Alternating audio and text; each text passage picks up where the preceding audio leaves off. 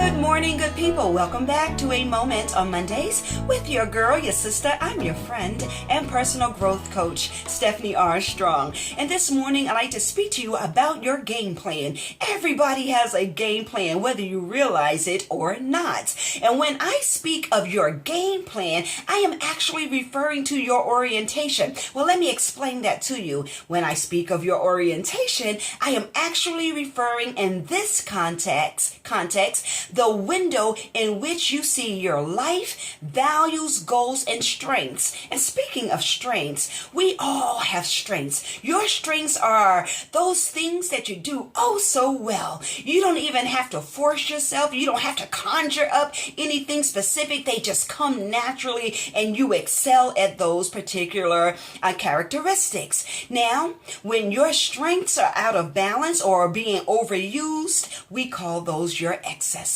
And the person who's on the path for personal growth and development is the person who wants to identify his or her orientation so that she knows how or he knows how to manage his or her strengths. Now, when your strengths are in excesses, those strengths that people love oh so well on one hand, and then on the other hand, you get underneath their skin or they get underneath your skin. What I like for people to do is to identify their particular orientation so that they know how to moderate their strengths and their excesses. But your assignment for this week is to just kind of pay attention to your strengths and ask yourself, am I using my strengths responsibly or am I in excess? And if you are in excess, then that is a good time to kind of check in with yourself and just kind of make a mental note to just kind of come back a little bit and allow your strengths to just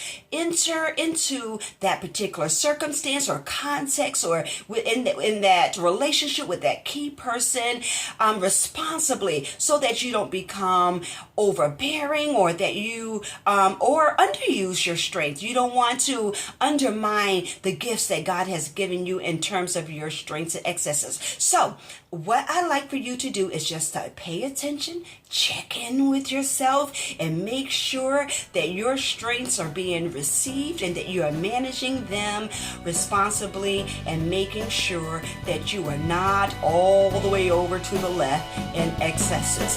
That's all that I have for you today. If you would like to know more about your specific orientation, then please feel free to visit me at presencewithpurpose.net and make sure you check out my book, When Tulips Bloom, a personal guide for blossoming through the difficult seasons of life. I will see you on next Monday, but until then, make this your best day ever.